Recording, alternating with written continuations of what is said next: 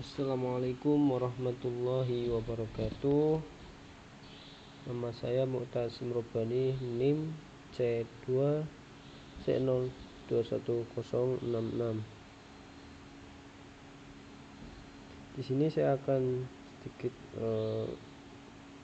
mempresentasikan atau memaparkan materi mata kuliah sistem operasi tentang virtual memory atau memori maya. Langsung saja kepada pemaparan. Sebelum pada definisi, dapat pengantar virtual memory atau memori maya. Komputer membutuhkan memori atau yang merupakan komputer adalah tempat penyimpanan. Memori adalah tempat penyimpanan sementara yang menyimpan data dan menyimpan instruksi yang dibutuhkan dalam suatu CPU atau dalam suatu komputer untuk menjalankan semua program yang ada di dalam CPU. Dengan demikian, semakin banyak program yang ditampung memori, akan semakin sedikit ruang kosong yang dimiliki oleh memori. Jadi semakin terisi oleh data dan instruksi ke dalam suatu memori, maka akan kapasitas memori akan berkurang atau bisa saja akan penuh. Oleh karena itu, sistem operasi Windows sering mengadopsi teknologi memori virtual untuk meningkatkan kemampuan memori komputer. Selanjutnya, definisi virtual memory. Memori virtual atau memori maya merupakan suatu teknik yang memisahkan antara memori logis dan memori fisik. Teknik ini mengizinkan program untuk dieksekusi tanpa seluruh bagian program perlu ikut masuk ke dalam memori tersebut. Jadi maksudnya yaitu dalam proses eksekusi ini komponen komputer yang lain tidak ikut terlibat ataupun hanya internal ke dalam memori. Berbeda dengan keterbatasan yang dimiliki oleh memori fisik, memori virtual dapat menampung program dalam skala yang besar,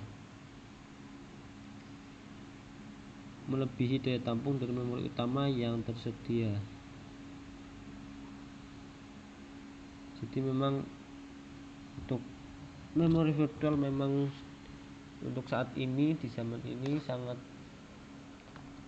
sudah tersedia dalam kapasitas yang cukup besar, melebihi dari memori utama. Prinsip dari memori virtual yang patut diingat adalah bahwa kecepatan maksimum eksekusi proses di dalam memori virtual dapat sama atau dengan kecepatan yang sama, tetapi tidak pernah melampaui kecepatan eksekusi proses yang sama di sistem tanpa menggunakan memori virtual. Konsep memori virtual pertama kali dikemukakan oleh Fotheringham pada tahun 1961 pada sistem komputer Atlas di Universitas Manchester atau di Universitas Manchester di Inggris. Sumber Haryanto Bambang.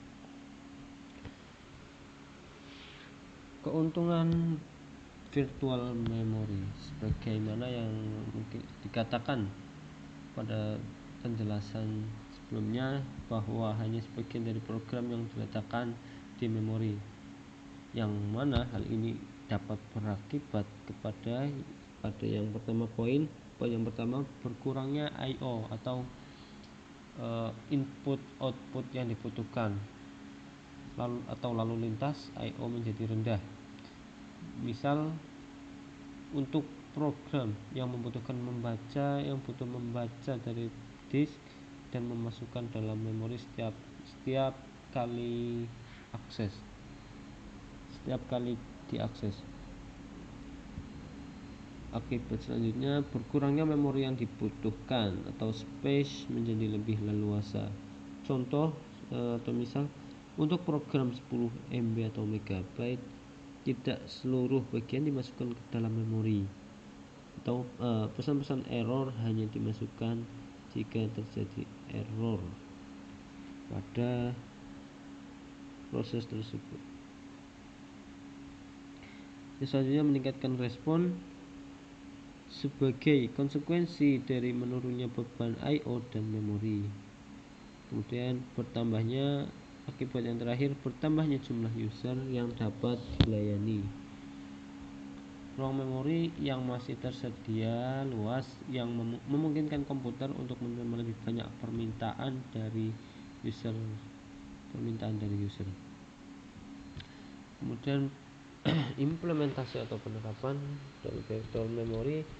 Gagasan dari memori virtual adalah ukuran gabungan program, data, dan stat yang melampaui jumlah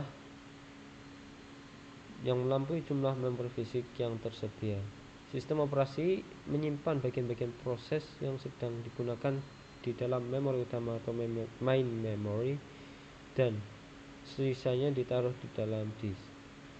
Begitu bagian di disk pun diperlukan, maka bagian di dalam memori yang tidak diperlukan akan disingkirkan atau swap out dan diganti swap in oleh bagian disk yang diperlukan tersebut. Memori virtual diimplementasikan dalam sistem multiprogramming. Misalnya 10 program dengan ukuran 2 MB atau megabyte dapat berjalan di dalam memori yang berkapasitas 4 megabyte. Setiap program dialokasikan 256 KB, dan bagian-bagian proses yang di swap in atau masuk dan keluar memori begitu diperlukan. Dengan demikian, sistem multiprogramming menjadi lebih efisien. Memori virtual dapat dilakukan melalui dua cara. Yang pertama, permintaan pemberian halaman atau demand paging.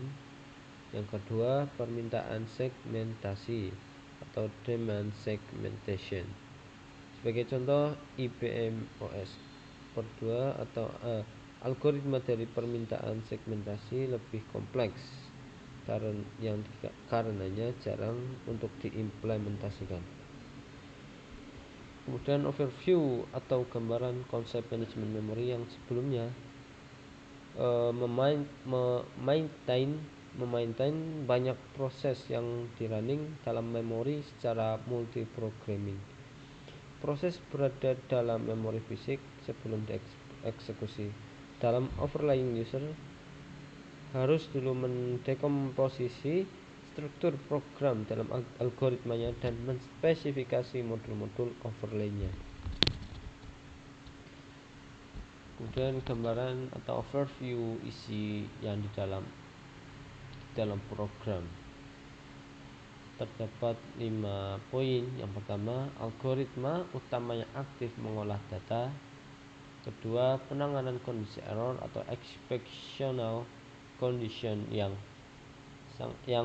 jarang terjadi dalam virtual memory. Kemudian struktur data dynamic located yang terpakai secara efektif. Kemudian yang keempat, struktur data fixed allocated yang biasanya hanya sebagai bagian yang digunakan untuk memori virtual. Yang terakhir, modul-modul tertentu yang jarang digunakan dalam sistem virtual memory atau memori virtual. Kemudian gambaran atau overview keuntungan jika tidak semua bagian tersebut ada di dalam memori atau hanya bagian yang paling aktif saja. Yang pertama, program tidak terkendalakan oleh jumlah memori fisik atau program bisa sangat besar. Jadi memang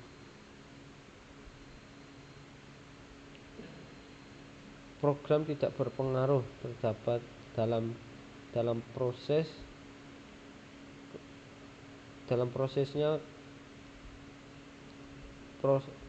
program masuk ke dalam memori fisik.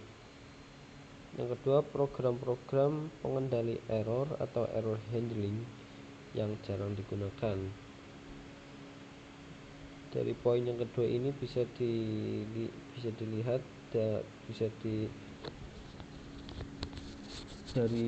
dari poin yang pertama, program yang sangat besar, bahwa keuntungan dari virtual memory itu memori fisik itu jarang terjadi error, makanya untuk error handling jarang digunakan. Yang selanjutnya itu array list atau label yang dialokasikan melebihi kapasitas yang digunakan. Kemudian program-program yang dijalankan secara belakangan, kemudian lebih banyak program yang dapat di-running secara konkuren di dalam memori atau utilisasi CPU yang meningkat. Yang terakhir, lebih sedikit I/O atau input output untuk loading atau swapping. Program user lebih cepat. Konsep virtual memory melihat memori sebagai cache dan disk sebagai memori. Implementasi dengan demand batching, bagian program berada di dalam memori adalah batch yang sesuai dengan kebutuhan.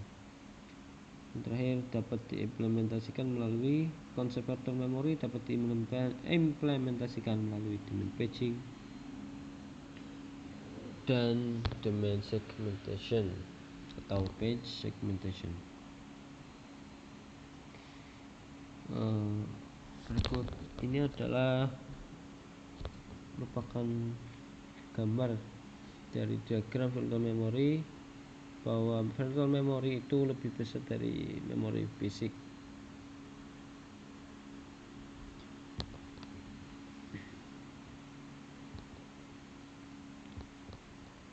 Poin selanjutnya yaitu fungsi virtual memory. Yang pertama, virtual memory berperan sebagai RAM cadangan atau random access memory cadangan, namun posisinya tidak menggantikan fungsi RAM. Fungsi virtual memory yang pertama adalah berperan sebagai RAM cadangan yang saya sebutkan sebelumnya, namun tidak menggantikan fungsi RAM. Pada umumnya komponen RAM memiliki fungsi untuk menyimpan data secara sementara dan selanjutnya akan diproses oleh prosesor. Data yang dimaksud ialah dapat berupa aktivitas program yang sedang berjalan seperti membuka Google, Chrome, Media Player, dan program lainnya. Fungsi virtual memory lainnya yaitu menangani kelebihan beban data pada random access memory. Seperti yang telah disampaikan pada paragraf studi kasus sebelumnya, bahwa apabila komponen random access memory dengan ukuran 4 GB dipaksa bekerja dan menyimpan data yang melebihi dari kapasitas atau ukuran maksimal 40 GB, misalnya sebagai contoh saja, untuk menyimpan data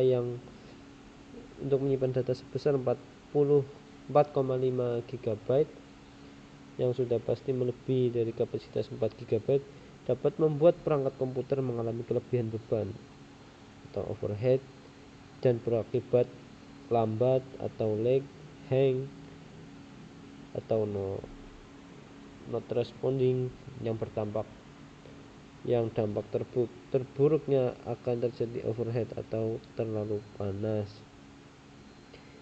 sehingga akan merusak bagian chip pada komponen random access tersebut.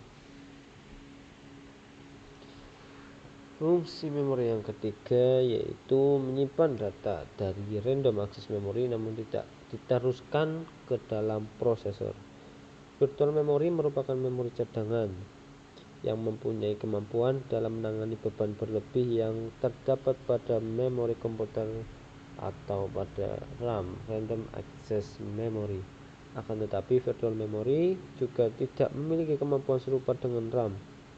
Virtual memory tidak dapat meneruskan kembali data yang tersimpan untuk diproses oleh komponen prosesor.